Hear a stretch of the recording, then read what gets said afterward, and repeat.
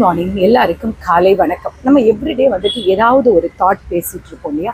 இன்னைக்கு நம்ம பேச போற விஷயம் என்னன்னா, தமிழ் சினிமாவுடைய எப்படி சொல்ல, ஒரு மாபெரும் ஒரு சகாப்தத்தை வந்து இழந்திருக்கு. காடு, மலைகள், கிராமத்து மண் வாசனைகளையும் அதில் வீடியோவில் கேப்சர் பண்ணி அப்படியே கொண்டு வந்து அவருடைய கேமராவில் கடத்தி கொண்டு வந்து தமிழ் சினிமாவுடைய முகவரியை மாற்றி அமைத்த இயக்குனர் சிகரம் பாரதி ராஜா அவங்கள பற்றி தான் நம்ம இன்னைக்கு பேச போகிறோம். அவர் நேற்று நம்மளை விட்டு மறைஞ்சிட்டாரு. சினிமா இருக்கிற வரைக்கும் அவர் இருப்பாருன்னு நிறைய சினிமா ரசிகர்கள் நம்பி இருந்த வேளையில் அவருடைய மரணம் ஒட்டுமொத்த தமிழ் நெஞ்சங்களையும் வந்து உலுக்கியிருக்கு. அவர் வெறும் ஒரு இயக்குனர் மட்டுமல்ல, தமிழ் சினிமாவுடைய ஒரு இலக்கணம்னு சொல்லலாம்.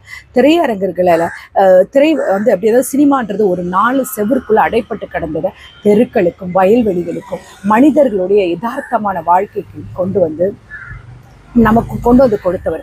பாரதி ராஜா சாரோட மறைவுன்றது ஒரு தனி மனிதனுடைய மறைவு மட்டும் கிடையாது, அது ஒரு மாபெரும் கலை பாரம்பரியத்தின் முடிவுன்னு கூட சொல்லலாம். நேற்று அவர் கண் மூடின அந்த நொடி தமிழ் சினிமா உடைய ஒரு பொற்காலம் வந்து முடிவு வந்திருக்கும். ஐயா, உங்களுடைய உடல் மட்டும்தான் மறைஞ்சிருக்கு எங்களை விட்டு. நீங்கள் விதைத்த கலைக்கு என்னைக்குமே வந்து அழிவுன்றதே கிடையாது. உங்களுடைய இந்த இறுதி பயணத்தில் நீங்கள் பயணித்த பாதைகள், உங்கள் வாழ்க்கையில் நீங்கள் சந்தித்த வழிகளை ஒரு முறை நம்ம திரும்பி பார்க்க வேண்டியது நம்முடைய கடமை. ஏன்னா நிறையா இப்போ உள்ள ஜெனரேஷனுக்கு தெரியாமல் இருக்கலாம்.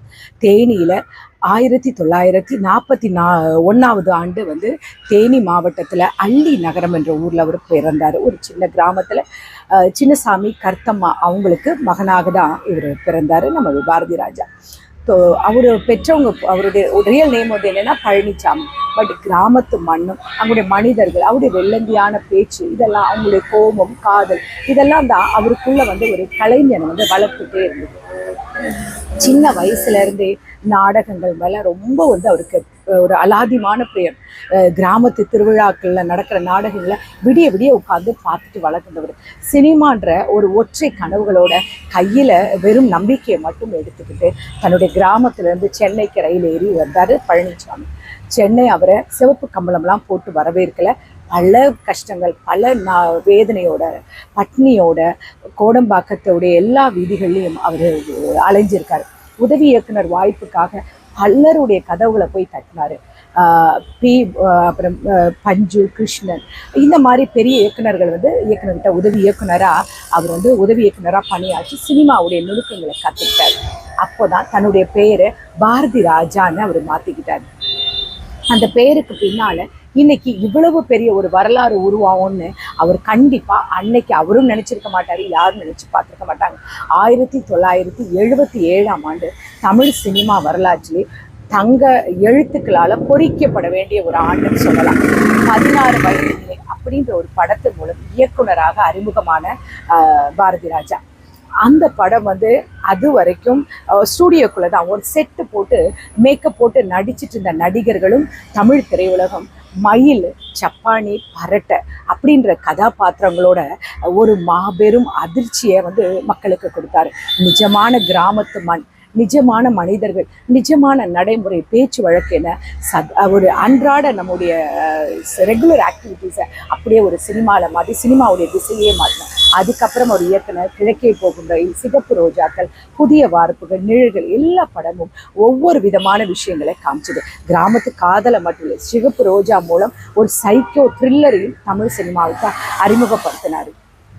அலைகள் ஓய்வுதலை படத்து மூலம் காதல் உச்சத்தில் முதல் மரியாதை படத்து மூலம் மனித உணர்வுகளின் ஆழத்தையும் ரொம்ப அழகாக பேசினார். சிவாஜி கணேசன்ற ஒரு மாபெரும் நடிகனை மலைச்சாமின்ற ஒரு கதாபாத்திரம் மூலம் முதல் மரியாதையில் புதுமையாக முற்றிலும் வித்தியாசமாக காட்டின ஒரு பெருமையை பாரதி ராஜா என்ற ஒருத்தருக்கு மட்டும்தான் சார். பாரதி ராஜான்ற பேரை கேட்டாலே திரையரங்குகள்லாம் கைத்தட்டலும் விசில் சத்தமும் பறந்துட்டு தான் இருந்தது.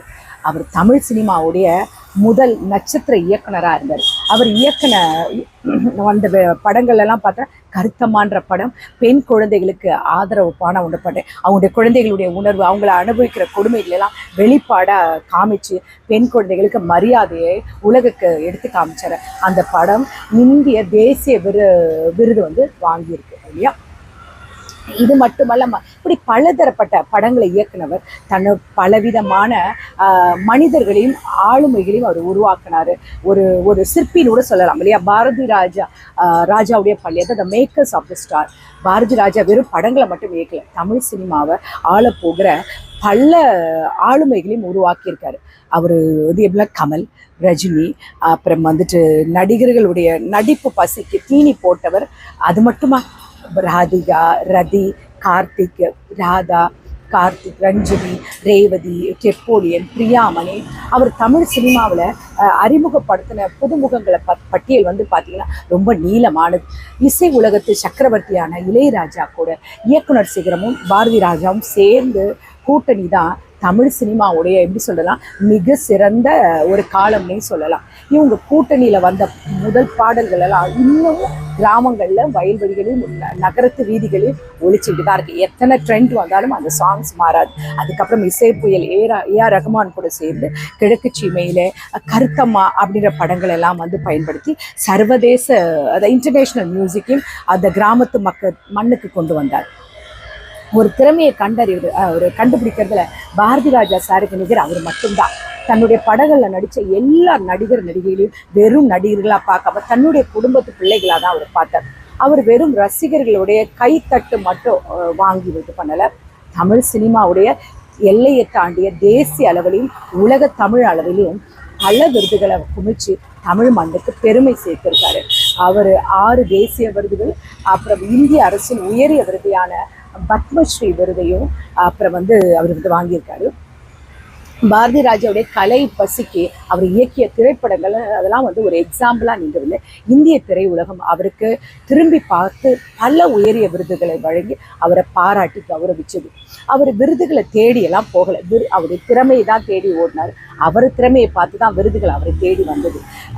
1982 மாற்றுத்திறனாளிகளுக்கு வாழ்வியலை பேசுகிற சீதகோகா சிலுக்கா அப்படிங்கிற ஒரு தெலுங்கு படத்துக்கு சிறந்த இயக்குனருக்கான தேசிய விருது முதலாக வாங்கினார்.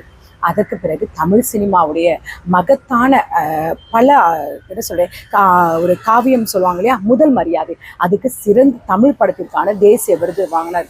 தொடர்ந்து கிராமத்து பெண்களை உடைய பெண் சிசு கொலையெல்லாம் பற்றி சொன்ன கருத்தம்மா படத்துக்கு அதுக்கும் இந்திய தேசிய விருது. அப்புறம் ஜாதி கட்டமைப்புக்கு அந்த கண்ட்ரோல் பண்ணுறதுக்காக பேசின கிழக்கு சீமை படம், எல்லா படங்களும் தேசிய விருதுகளை குமிச்சது. அது மட்டும் இல்லாமல் அவருக்கு எப்படி சொல்கிறது அந்தி மந்தாரை, அப்புறம் கடல் பூக்கள், அந்த படங்களுக்கு தேசிய விருதுகளையும் அதுக்கும் வாங்கினார். சிறந்த இயக்குனராக, சிறந்த திரைக்கதை ஆசிரியராகவும் தேசிய அளவில் அவர் தன்னுடைய முத்திரையை பதிச்சார். பத்மஸ்ரீ விருது அவருடைய ஒட்டுமொத்த சினிமா கலைச்சேவையும் பாராட்டி இந்திய அரசால் 2004 இந்த உயரிய விருது குடியரசுத் தலைவரால் வழங்கப்பட்டது. அந்த விருது அவர் வாங்கும் பொழுது ஒட்டுமொத்த தமிழ் திரையுலகமே எழுந்து நின்று அவருக்கு பாராட்டி கைத்தட்டியது அந்த தருணம். அது மத்திய அரசு மட்டும் இல்லாமல் என்ன சொல்கிறது, மாநில அரசுகளும் அவரை தமிழக அரசும் அவரை அள்ளி அரவணைச்சு தமிழக அரசு உயரிய விருதான கலைமாமணி விருது இவருக்கு வழங்கி இவரை கௌரவிச்சாங்க. மேலும் சிறந்த இயக்குனருக்கான தமிழ் அரசினுடைய மாநில விருது, அது என்ன சொல்லுவாங்க, 16 வயது நிலை, அலைகள் ஓய்வதில்லை, கண்ணுக்குள் ஈரம் போன்ற பல படங்களுக்கு அடிக்கடி விருதுகளை இவர் பெற்றுட்டார். இதை தவிர தென்னிந்திய ஃபிலிம்ஃபேர் அவார்டையும் அவர் வாழ்நாள் சாதனையாளர் விருதையும் இவர் வாங்கி இந்த தமிழ் திரையுலகத்தையே அவர் மக்களுக்கு சமர்ப்பிச்சிருக்கார்.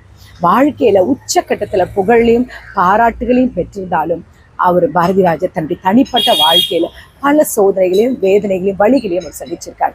ஒரு மனுஷனாக அவர் சந்தித்த மிகப்பெரிய வழி என்னன்னா தன்னுடைய மகனுடைய மறைவு தான். எந்த ஒரு தகப்பனும் தன்னுடைய கண் முன்னாடியே இழக்கிறத எந்த ஒரு தந்தையாலையும் சாதாரணமாக எடுத்துக்க முடியாது. அதை விட ஒரு நரகம் வேறு எதுவும் இருக்க முடியாது இல்லையா? அந்த இழப்பு வெளியில் இமயமலை மாதிரி கம்பீரமாக நின்று கொண்டுட்டு இருந்த பாரதி ராஜாவை உள்ளுக்குள்ளே மொத்தமாக அதை ஆட்டி போட்டுடுச்சு. அது அவருக்கு நிலை, எல்லாருக்குமே அது வரும் இல்லையா? மகன் இழந்த அந்த துயரம் அவருடைய இதயத்தையும் உடலையும் வெகுவாக பாதிச்சது. அந்த மன உளைச்சல் காரணமாகவே அவருக்கு அடுத்தடுத்து பல ஹெல்த் இஷ்யூஸ்லாம் வந்துச்சு. வயது ஏஜும் ஒரு பக்கம் மனவேதனையும் சேர்ந்து அவருடைய அடிக்கடி ஹாஸ்பிட்டலுக்கு கூட்டு போய் அவர் ரெக்கவராகி வந்துக்கிட்டு தான் இருந்தார். பல முறை அவருக்கு தீவிர சிகிச்சையும் அவருக்கு அனுமதிக்கப்பட்டிருந்தாங்க. ஆனாலும் அவர் மீண்டு வந்தார். ஆனால் உள்ளுக்குள்ள அந்த மனவேதனை, அந்த புத்திர சோகம் அவருடைய வாழ்நாளை கொஞ்சம் கொஞ்சமாக சுருக்கிக்கிட்டே இருந்துதான். அதுதான் ரொம்ப ஒரு கசப்பான உண்மை. அது உடல்நிலை சரியில்லாமல் இருந்தாலும் அவர் எங்கே வயது முதிர்ந்தாலும் அவர் எங்கேயும் ஒரு இடத்துலையும் ஓய்ந்து இருக்கவே இல்லை. அவர் கலைஞன் எப்போவுமே ஒரு ஓய்வு இருக்கக்கூடாது. என் மூச்சு நிற்கும் போது கூட என் கை கேமராவில் இருக்கணும் அப்படின்னு அடிக்கடி சொல்லிக்கிட்டே இருப்பார் இல்லையா. இயக்குனர் தொப்பியை கழட்டி வைத்த பிறகு கூட ஒரு நடிகனாக 2வது இன்னிங்ஸ் அவர் ஸ்டார்ட் பண்ணார். ஆயுத எழுத்து, பாண்டிய நாடு, நம்ம வீட்டு பிள்ளை, அப்புறம் அந்த தனுஷுடைய படம் திருச்சிற்றம்பலம், அந்த படம் எல்லாத்துலேயுமே அவருக்கு நடித்து அவர் காட்டி வித்தியாசமான நடிப்பு, யதார்த்தமான முதிர்ச்சியான நடிப்பு நம்ம ரொம்ப அட்மையர் பண்ணிச்சு.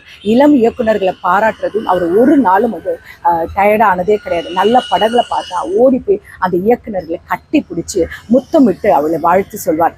தமிழ் திரையுலகுடைய எந்த பிரச்சனை வந்தாலும் அந்த இடத்துல முன்னாடி நின்று முதல் ஆளா நின்று குரல் கொடுக்கக்கூடிய ஒரு தலைவர் தான், ஒரு மூத்த குடியாளராக அவர் இருந்தார்.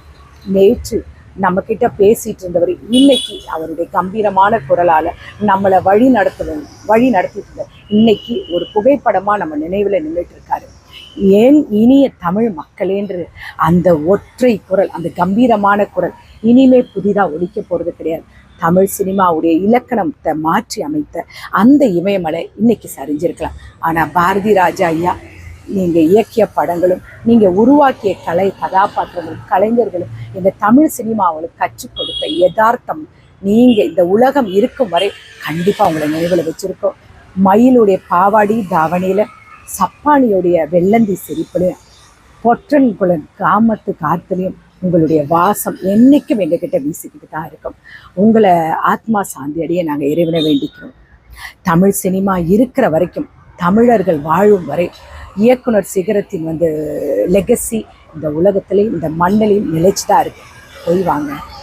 உங்களுடைய கலைப்பணி, எங்களுடைய கண்ணீர் அஞ்சலியை நாங்கள் செலுத்துகிறோம்.